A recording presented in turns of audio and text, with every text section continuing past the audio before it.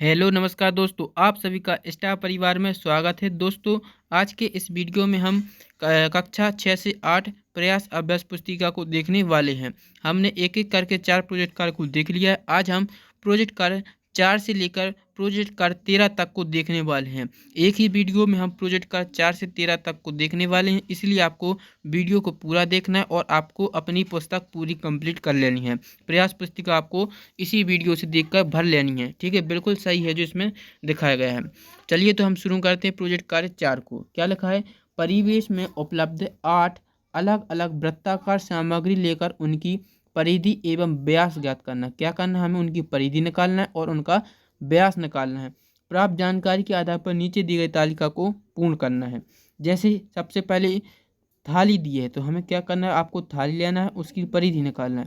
तो जैसे थाली थी, उसकी हमने परिधि निकाली, वह कितनी थी? 88 सेंटीमीटर थी। ठीक है, उसका व्यास, अब परिधि कितनी है? 88 सेंटीमीटर, तो इसका व्यास निकाल लेंगे और परिधि का व्यास से भाग देंगे तो हमें इतना मिल जाएगा। ठीक है, अब आप कहेंगे कि परिधि 28 सेंटीमीटर तो व्यास कैसे निकाला? तो देखो, आप जानते हैं थाली कैसी होती है? वृत्ताकार होती है। तो वृत्त की परिधि का सूत्र होता है 2πr, होता है कि नहीं? 2πr। वृत्त की परिधि कितनी दी है हमें? 88 सेंटीमीटर। एक आपको समझा रहे हैं, बाकी आपको करना है। ठीक है, वृत्त की परिधि है 28 सेंटीमीटर। अब 2 से काटेंगे तो कितना होगा? 44 दार आएगा। ठीक है, 44 आ गया। अब पाई का मान कितना होता है? आप सभी जानते हैं 22/7। तो यहाँ पर इसका उल्टा हो जाएगा 7/22। 22 दूनी 44, 2 7 दूनी 14। ठीक है, 14 है। जो आर का मान कितना आ जाएगा? 14। आर का क्या कहलाती है? त्रिज्या, और त्रिज्या का दोगुना होता है व्यास, यानी 14 का दूना हो जाएगा 28। डायमीटर है, जो व्यास कितना आएगा? 28 सेंटीमीटर। तो यहाँ पर हमने 28 लिख दिया है। ठीक है, आपको समझ में आ गया होगा। यदि नहीं आया तो एक और समझा देते हैं। ठीक है, तो इस तरह से निकालिए। परिधि 28 सेंटीमीटर, व्यास 28 सेंटीमीटर, और परिधि का हम भाग दे देंगे व्यास, यानी 88 में 28 का भाग लगाएंगे, यानी 88 में हमें 28 का भाग लगाना है। तो आपको 3.14 यह आंसर मिलेगा। ठीक है, एक और हम आपको अच्छे से बता देते हैं जिससे अच्छे से समझ में आ जाए। दूसरा दिया है प्लेट। प्लेट का हम सबसे पहले परिधि लेंगे। प्लेट की परिधि जैसे मान लिया हमने 44 सेंटीमीटर थी। ठीक है, जैसे वही सूत्र लगाएंगे। क्या होता है? वृत्त की परिधि का सूत्र होता है, आप सभी जानते हैं, 2πr बराबर परिधि। परिधि का मान कितना लिखेंगे? 44। 44 क्यों लिखेंगे? क्योंकि यह जो हमने उसकी परिधि नापी जब भी, तो वह 44 सेंटीमीटर निकली। ठीक है, आप अपने अनुसार भी लिख लेना, अपनी कोई भी प्लेट लेना घर से और उसको मापना। अब इसको हम मान धरेंगे।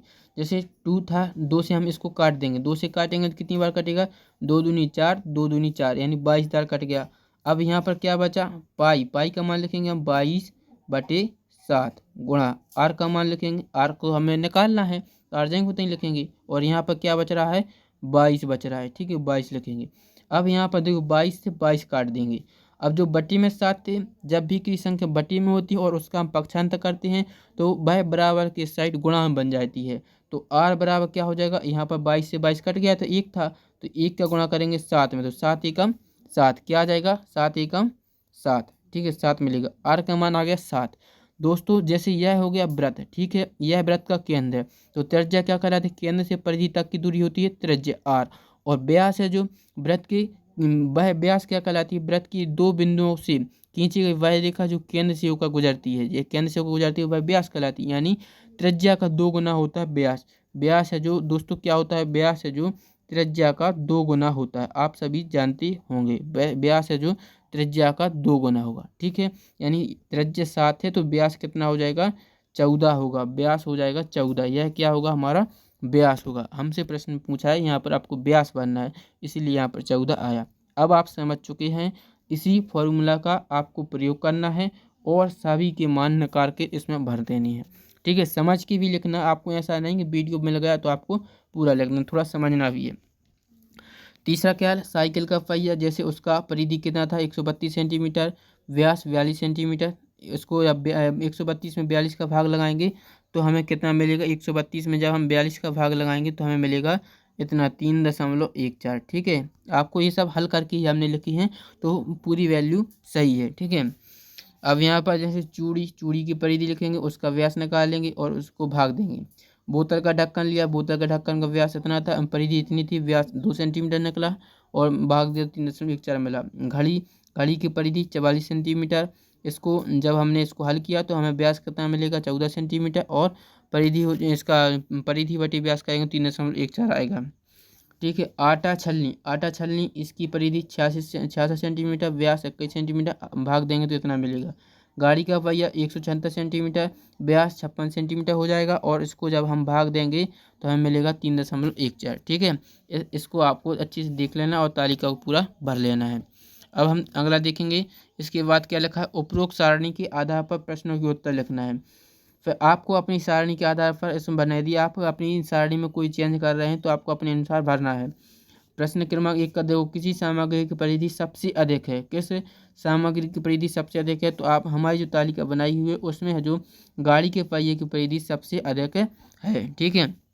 दूसरा क्या लिखा, किस सामग्री का व्यास सबसे अधिक है, तो वह कौन सी सामग्री जिसका सबसे अधिक व्यास है, तो गाड़ी के पहिए का ही व्यास सबसे अधिक था। तीसरा क्या लिखा है, उत्तर एक वाली सामग्री की परिधि का मान में उत्तर दो वाली सामग्री व्यास के मान का अनुपात कितना है। तो उत्तर एक में हमने क्या लिखा था, गाड़ी के पहिए की परिधि, तो उत्तर एक में सामग्री की परिधि के मान में उत्तर दो सामग्री एक के व्यास का मान का अनुपात कितना हो जाएगा। देखो, जो सामग्री जो गाड़ी के पहिए की परिधि कितनी थी, 176 सेंटीमीटर थी, और जो सामग्री दो उसका व्यास यानी गाड़ी के पहिए का व्यास कितना था, वह व्यास था 56 किलोमीटर। ठीक है। उसमें देख लेना है 36 किलोमीटर था। ठीक है। इसको जब हम भाग देंगे तो यह जो सॉरी यहाँ पर 56 ही आएगा। 56 को जब हम 176 से भाग देंगे तो हमें मिलेगा 3.16। ठीक है। इसको आप अच्छे से दे लेना है भाग, तो आपको मिल जाएगा। ठीक है। आगे देखेंगे अगला प्रश्न। देखो, चौथा प्रश्न क्या है, सभी 8 सामग्रियों के परिधि एवं व्यास के अनुपात का औसत ज्ञात करना है। तो 8 सामग्रियों की परिधि एवं व्यास का अनुपात क्या हो जाएगा, 3.14 होगा। पांचवा प्रश्न क्या है, वृत्त की परिधि का सूत्र लिखिए, इस सूत्र से पाई का मान कितना माना जाता है लिखिए। अभी हमने जो आपको समझाया था वही सूत्र लिखना है। वृत्त की परिधि का सूत्र होता है 2πr, इतना आपको याद करना है।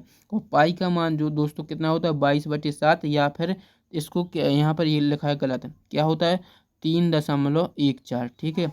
या तो आप पाई का मान 22/7 लिखेंगे या फिर लिखेंगे 3.14। ठीक है। आगे देखेंगे, पांचवा प्रोजेक्ट कार्य हो गया, प्रोजेक्ट कार्य 4 पूरा हो गया। पांचवा देखते हैं, विभिन्न प्रकार के भोज्य पदार्थों की सूची बनाकर उनके पोषक तत्वों को सारणी अनुसार लिखना है। जैसे यहाँ पर भोज्य पदार्थों के नाम और यहाँ पर उनके पोषक तत्व लिखना है। पोषक तत्व में जैसे वसा है, कार्बोहाइड्रेट है, प्रोटीन है, खनिज पदार्थ, ये सब। जैसे भोज्य पदार्थ हम क्या क्या खाते हैं वो कहलाते हैं भोज्य, जो हम खाना खाते हैं। जैसे चावल है, चावल खाते हैं, चावल में क्या पाया जाता है, कार्बोहाइड्रेट पाया जाता है। गेहूँ में कार्बोहाइड्रेट मिलता है। आलू खाते हैं, आलू में कार्बोहाइड्रेट होता है और स्टार्च भी पाया जाता है। ठीक है। जैसे दूध है, दूध से हमें क्या मिलता है, वसा मिलती है। घी से हमें क्या मिलता है, वसा। तेल से हमें वसा यानी फैट है जो बोलते हैं। ठीक है। मोटापन होता है इसी से। ठीक है। दाल से हमें क्या मिलता है, दाल से दोस्तों कार्बोहाइड्रेट। सब्जियों में खनिज पदार्थ, फलों में प्रोटीन। ठीक है। और सोयाबीन में दोस्तों हमें प्रोटीन प्राप्त होता है, सोयाबीन से हमें प्रोटीन प्राप्त होता है। ठीक है। ये सब हैं जो आपको इसमें भर देना भोज्य पदार्थों में। और आपको दोस्तों एक आपको कमेंट में आंसर देना है कि आपको इनमें से कौन सा भोज्य पदार्थ है जो पसंद था। ये हमने अपने मन के अनुसार लिखी है। ठीक है। आगे देखेंगे, 12 नंबर का क्या लिखा है, भोजन में प्रोटीन के 6 पादप स्रोत एवं 6 जंतु स्रोतों के नाम लिखिए, दिए गए स्थानों पर उनके चित्र चिपकाना है। तो आपको एक काम करना है कि चित्र आपको चिपका लेना है, नाम हमने लिख दिए। ठीक है। जैसे चना है, अब दोस्तों चना का चित्र आपको कहीं से देख लेना या फिर आपको बाजार से लेकर यहाँ पर चिपका देना है। ठीक है। चना, सोयाबीन खाद्य पदार्थ हैं। दूध है, दूध का चित्र हमने यहाँ पर बना ही दिया, जो इस तरह से आप भी बना लेंगे। अंडा आपने देख ही लिए होंगे। ठीक है। मूंग का चित्र बनाएंगे। मटर, तुअर दाल, पनीर, मछली, मांस, ये सब आपको इनके आपको चित्र कहीं से मिल जाए तो आपको यहाँ पर लगा लेना। राजमा, चिकन। ठीक है। आगे देखेंगे प्रोजेक्ट कार्य 6। प्रोजेक्ट कार्य 6 को देखें, क्या लिखा है, 5 वस्तुओं के नाम बताता है जो लकड़ी से बनाई जा सकती हैं। जैसे लकड़ी से बनाई जा सकने वाली 5 वस्तुओं के नाम, जैसे मेज आपने देखी होगी, टेबल बोलते हैं जिसको, कुर्सी, हल है, हल जो खेतों में आपने देखते किसान जिसको चलाता है उसको बोलते हैं हल। ठीक है। बैलगाड़ी, बैट। ठीक है। बैट का शब्द है जो, यह किससे लिया गया, जो आपने देखते होंगे किसान जो फावड़ा चलाता है, वो सब उस कुल्हाड़ी के ऊपर जो लकड़ी का डंडा लगा रहता है उसको बैट बोलते हैं। ठीक है। दूसरा प्रश्न क्या है, निम्नलिखित में से चमकने वाली वस्तुओं का चयन करें। चमकने वाली वस्तुएं जैसे कांच का कटोरा, कांच का कोई भी टुकड़ा है वह दूर से ही चमकता है। प्लास्टिक के खिलौने, स्टील की चम्मच, ठीक है, ये सब है जो चमकने वाले हैं। ठीक है। प्लास्टिक का खिलौना है जो वो नहीं चमकता, लेकिन आप लिख भी सकते हैं। ठीक है। तीसरा प्रश्न क्या है, नीचे दी गई वस्तुओं का उन सामग्रियों से मिलान करें जिनसे उन्हें बनाया है। याद रखें, एक वस्तु एक से अधिक सामग्री से बनाई जा सकती है। ठीक है। दी गई सामग्री का उपयोग देखो यहाँ पर क्या लिखा है, एक से अधिक सामग्री से बनाई। अब यहाँ पर आपको क्या होगा कि कोई भी जोड़ी जो है दो चीज़ों से भी मिल सकती है, ऐसा नहीं कि एक से ही मिले। ठीक है। यहाँ पर जैसे देखो पुस्तक है, तो पुस्तक की तो जोड़ी हम बनाएंगे पेपर से, क्योंकि पेपर से ही पुस्तक बनी है। टम्बलर है, टम्बलर या दो गिलास से, इसकी जोड़ी गिलास से बनेगी। ठीक है। और कुर्सी, कुर्सी दोस्तों प्लास्टिक की भी होती है और लकड़ी की भी होती है। तो यहाँ पर देखो कुर्सी की दो जोड़ी बन है कि नहीं, कुर्सी लकड़ी से ही बनेगी और प्लास्टिक की भी। खिलौने देखो, खिलौने प्लास्टिक के खिलौने देखो प्लास्टिक के होते हैं। ठीक, खिलौने कैसे होते हैं, प्लास्टिक के। जूते दोस्तों चमड़े के बनते हैं। ठीक है। तो इस तरह से आपको इनकी जोड़ी बनानी है।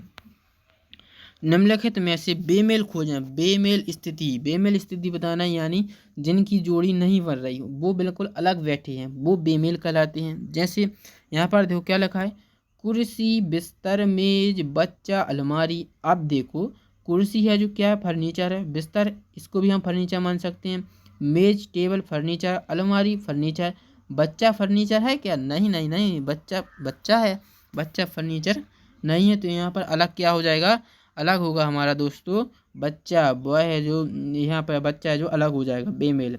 दूसरा क्या लिखा है, गुलाब, चमेली, नाव, गेंदा और कमल। इसमें से बताना अलग क्या है। तो गुलाब फूल है, चमेली फूल है, गेंदा फूल है, कमल भी फूल है, लेकिन नाव क्या फूल है, नहीं है। तो नाव अलग हो जाएगा। ठीक है। अगला देखो, एल्यूमिनियम, लोहा, तांबा, चांदी और रेत। देखो एल्यूमिनियम धातु है, लोहा धातु है, तांबा धातु है, चांदी धातु है, रेत क्या है, रेत अधातु है। ठीक है। तो इसमें यह अलग हो जाएगा। आगे देखेंगे प्रोजेक्ट कार्य 7। प्रोजेक्ट कार्य 7 देखो, इसमें आपको देख रहे हैं दो आकृति बनाई हुई हैं। जल्दी से यह बताओ कि किन की आकृति हैं। आपने पहली नज़र में इनको देख लिया होगा और इस आकृति को कौन कौन पहचान गया वो बताना है। जैसे पहली आकृति यहाँ पर देखो आप, गणेश जी की आकृति बनी हुई है, दूसरी आकृति में मछली बनी हुई है। ठीक है। अब हम इनको पढ़ेंगे, इसको हल करेंगे। चित्र में पत्तों की सहायता से आकृति तैयार की गई। क्या आप अपने आसपास की पत्तों की सहायता से ऐसी आकृति बना सकते हैं। जल्दी बताओ आपने किन किन ने ऐसी आकृति बनाई है अपने यहाँ पर आस पड़ोस में जो पत्तों की सहायता से। आपने किस किस आकृति बनाई उसके बारे में लिखना है। जैसे मोर है, उल्लू है, हाथी है, तोता, ये सब हैं जो यहाँ पर इसमें लिख दिए हुए हैं। ठीक है। अब इनके बारे में आपको थोड़ा एक बारे में भी सेंटेंस भी लिखना था, तो यहाँ पर हम उसके नाम भर लिख दिए हैं, लेकिन उनके बारे हम नीचे यहाँ पर लिखेंगे। आपको इस तरह से लिखना है। ठीक है। जैसे मोर है तो मोर के बारे में हम एक वाक्य लिख देंगे, जैसे मोर जंगल में नाचता है। ठीक है। दूसरा उल्लू, तो उल्लू है जो रात को जागता है। ठीक है। हाथी, हाथी की एक लंबी सूंड होती है। ठीक है। तो इस तरह से आपको एक एक सेंटेंस भी लिखने हैं। अब दूसरा प्रश्न क्या है, इन आकृति बनाने में आपने कौन कौन से पौधों की पत्तियों का उपयोग किया है वो बताना है। जैसे आपने देख रहे हैं इस आकृति में जो पीपल के पेड़ का प्रयोग किया गया है। ठीक है। ऐसा आपको बताना कि आपने आकृति बनाई उनमें कौन कौन से पेड़ों का उपयोग करना है। तो ये आप अपने अनुसार भी लिख देंगे, पीपल, आम, केला, मीठी नीम, बेल लिखा है। ठीक है। इस तरह से आपको भर देना है। अब हम आगे देखेंगे। अगला प्रश्न क्या है, पेड़ पर्यावरण को किस प्रकार शुद्ध रखते हैं, खोजो और लिखना है। अब आपको बताना है कि हमारे जो बगीचों में या फिर खेतों में जो पेड़ लगे होते हैं वो हमारे पर्यावरण को किस प्रकार शुद्ध रखते हैं उनको बताना है। जैसे यहाँ पर क्या लिखा है, पेड़ों से हम ये देखो, यह आपको थोड़ा समझ में नहीं आ रहा होगा तो आपको हमने नीचे अच्छे से लिख दिया है, वो आपको देख लेना है। जैसे यहाँ पर लिखेंगे, पेड़ों के द्वारा पर्यावरण का संतुलन बना रहता है, उसी का उत्तर है पेड़ों से हमें शुद्ध ऑक्सीजन मिलती है।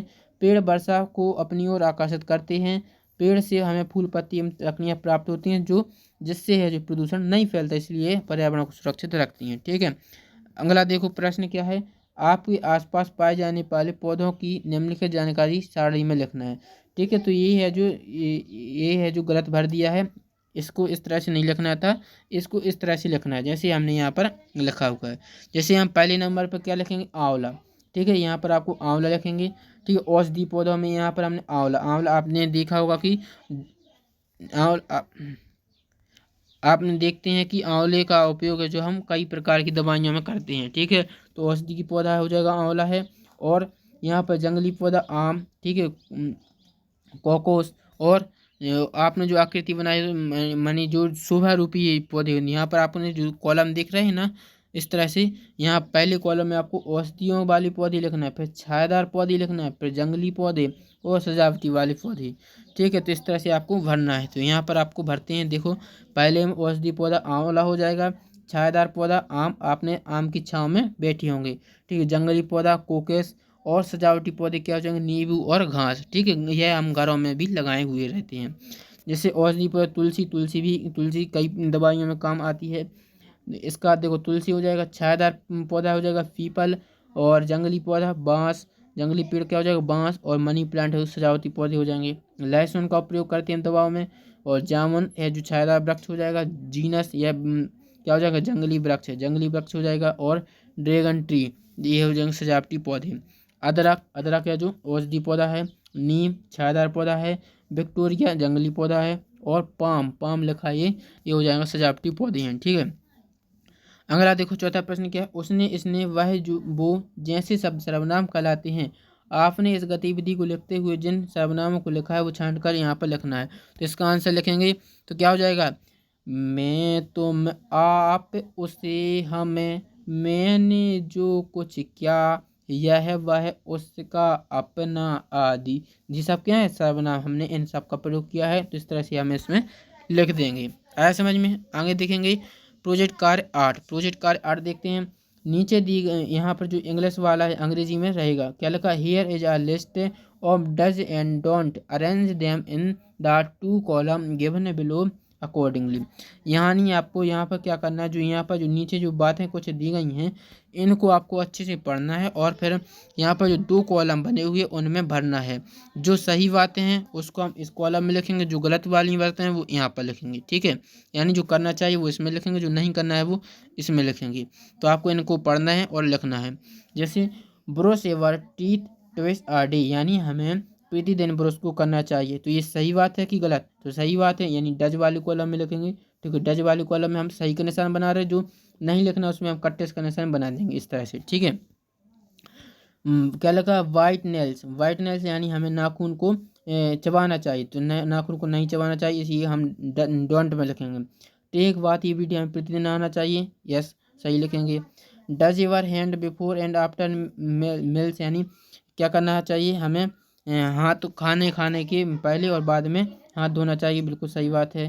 Keep food and water uncover, यानी खाने की जो खाने पीने की चीज़ें उनको अनढक माने बिना ढके रखना चाहिए, ये गलत बात है, इसमें नहीं लिखेंगे। स्पाइट हेयर एंड देयर, यानी ये इधर उधर हमें थूकना चाहिए, स्पाइट मतलब थूकना, तो यह करना चाहिए नहीं, तो ये भी गलत हो जाएगा।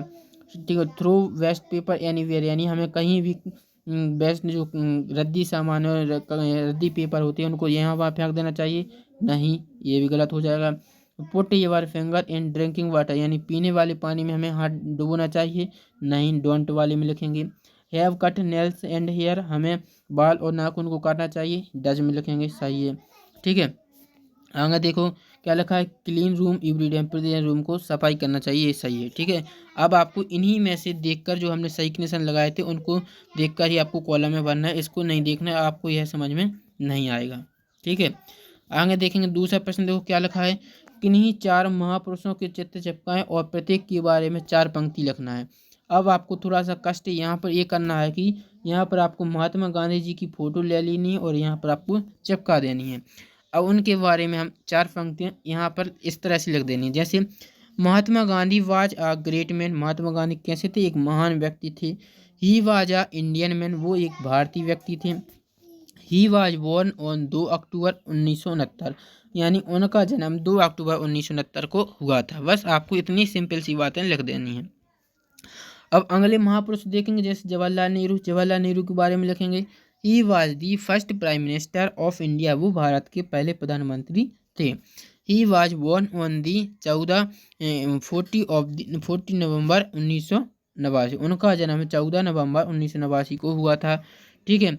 आगे देखेंगे APJ अब्दुल कलाम। APJ अब्दुल कलाम आ गए, ठीक है। मिसाइलमैन कहा जाते हैं इनको।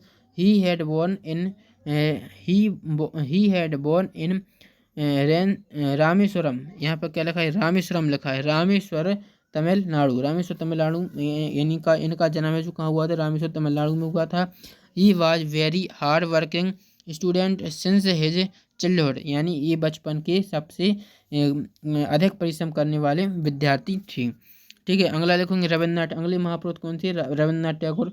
ही was born on the 7 May, इनका 1861, यानी इनका जन्म है जो 7 मई 1861 में हुआ था। ही वाज अ पोट, यानी यह एक कवि थे। He was a great poet, यानी एक महान कवि थे, ठीक है। तो रविन्द्रनाथ टैगोर आपने देखा, इन्होंने जो वंदे मातरम गीत है जो इन्होंने राष्ट्रगान है जो रविन्द्रनाथ टैगोर ने लिखा था, वंदे मातरम गीत है जो यह बंकिम चंद्र चटर्जी ने लिखा था, ठीक है। तो इन्होंने, और बांग्लादेश का राष्ट्रगान भी रविन्द्रनाथ टैगोर ने भी लिखा है, ठीक है। आगे देखेंगे प्रोजेक्ट कार्य 9 को देखेंगे। प्रोजेक्ट कार्य 9 देखिए क्या लिखा है, 100 परिवार से पृष्ठजनस्य, यानी एक संस्कृत में आपको जो प्रोजेक्ट कार्य दिया गया है। भारतीय मासानाम नामानी बासानाम नामानी तिथि नाम नामानी लिखत है। अपने परिवार, यानी क्या करना है आपको, जो भारतीय महीना होते हैं उनको आपको संस्कृत में लिखना है। जैसे यहाँ पर लिखते हैं मासानम नाम, ये आपको मास के नाम लिखना है। जैसे चैत्र मास है, एक आपको यह उदाहरण समझाया हुआ है। पहले में लिखेंगे चैत्र, दूसरे में लिखेंगे वह, चैत्र के बाद क्या आता है बैसाख, फिर आएगा ज्येष्ठ, फिर आएगा आषाढ़, फिर श्रावण, भाद्रपद, अश्विन, कार्तिक, मार्गशीर्ष, पौष, माघ और फाल्गुन, ठीक है। ये हैं जो हमारे हिंदी मास के जो महीने होते हैं वो हमने संस्कृत में आपको इस तरह से लिखना है। अब आगे देखो वासनाणाम नामानी, यानी आपको दिनों के नाम लिखना है। जैसे सोमवार, मंगलवार, बुधवार, गुरुवासरा, शुक्रवासरा और रविवार। यहाँ पर आपको एक नहीं लगा, शनिवार, शनिवास रहा, ठीक है। इस तरह से लिखना, शनिवार से और रविवार रहा, ठीक है। ये हो जाएंगे दिनों के नाम। आगे देखेंगे तिथि नाम लिखना, आपको तिथि लिखना है। जैसे प्रथमा, द्वितीया, तृतीया, चतुर्थी, पंचमी, षष्ठी, सप्तमी, अष्टमी, नवमी, दशमी, एकादशी, द्वादशी, त्रयोदशी, चतुर्दशी। अब क्या होगा, दसवीं के बाद 11वीं नहीं लिखना है आपको, दसवीं के बाद एकादशी आ जाता है, फिर द्वादशी, फिर त्रयोदशी और चतुर्दशी, ठीक है। इसके बाद अमावस्या, फिर पूर्णिमा आती है। 15 दिन के बाद घटते हैं, 15 दिन के बाद यह चंद्रमा बढ़ता है, 15 दिन के बाद चंद्रमा घटता है, ठीक है।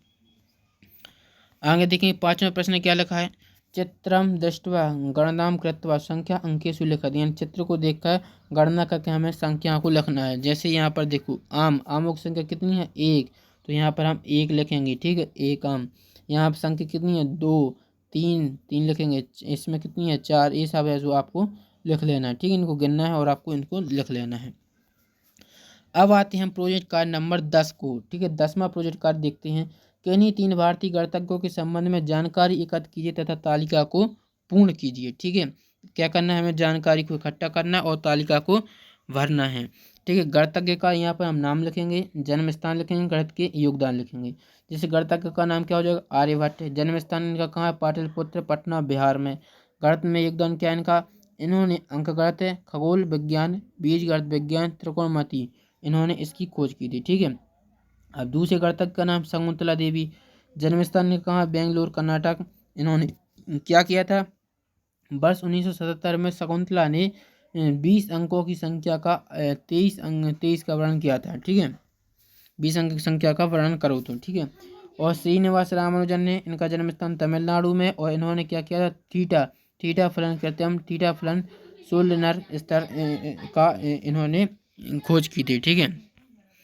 आगे देखेंगे इनमें से किसका जन्म रामानुजन जी के जन्म के पहले हुआ था। किसका जन्म हुआ था रामानुजन के जन्म के पहले, तो आर्यभट्ट का क्या हुआ, हमारे स्कूल में आर्यभट्ट का जन्म दिन मनाया जाता है, ठीक है।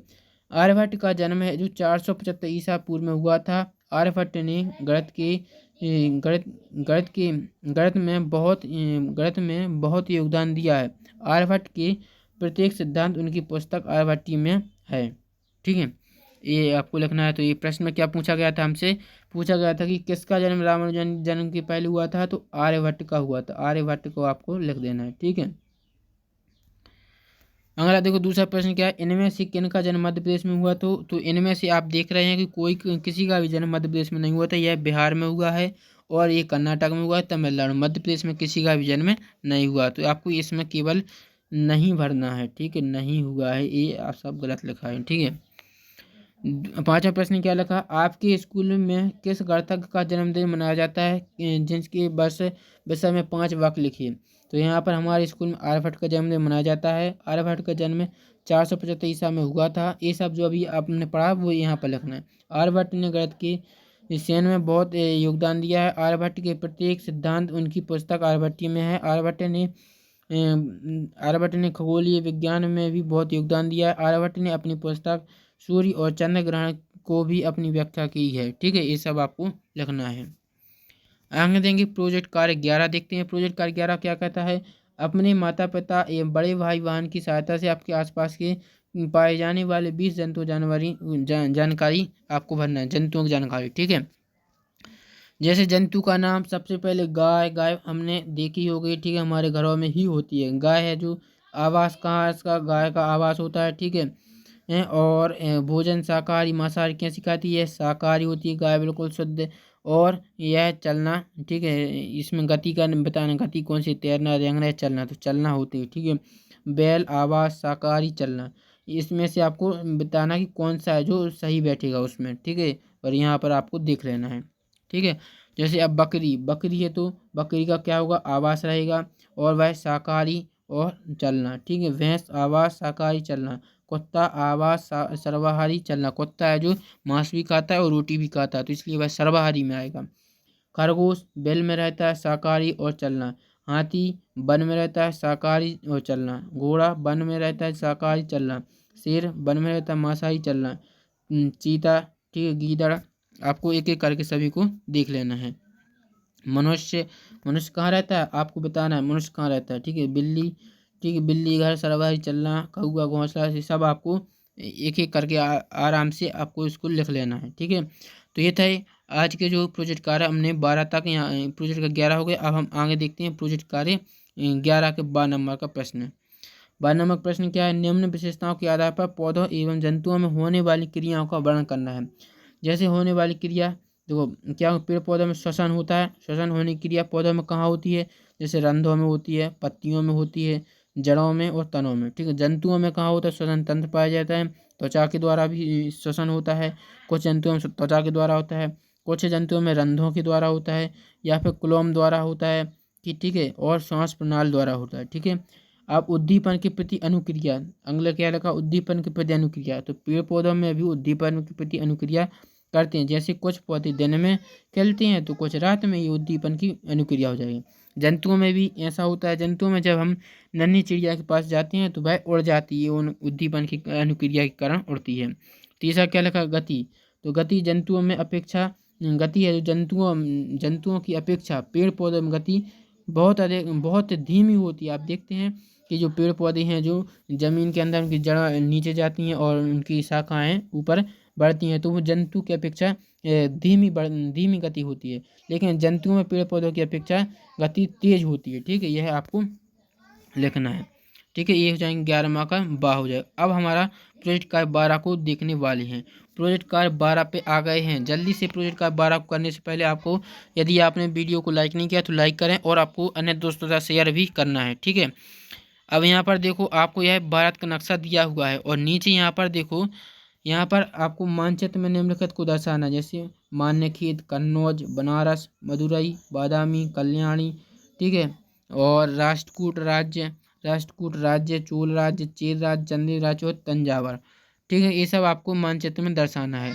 तो यहाँ पर देखो हमने इनको दर्शाने का प्रयास किया है इस तरह से। यहाँ पर कन्नौज होता है चंदेल राज्य, राष्ट्रकूट राज्य ये है बनारस, ये चोल राज्य, ये मदुरई, और ये है मान्यखेत, ये तंजावर, और ये कल्याणी और बादामी और चेर राज्य, ठीक है, यहाँ पर हमने दर्शाया है। तो आपको इस तरह से इसको पूरा कर लेना है। और इसी के साथ हमारा आज का वीडियो समाप्त होता है। यदि आपको यह वीडियो समझ में आया है और पसंद आया तो चैनल को लाइक करें और सब्सक्राइब जरूर कर लेना है।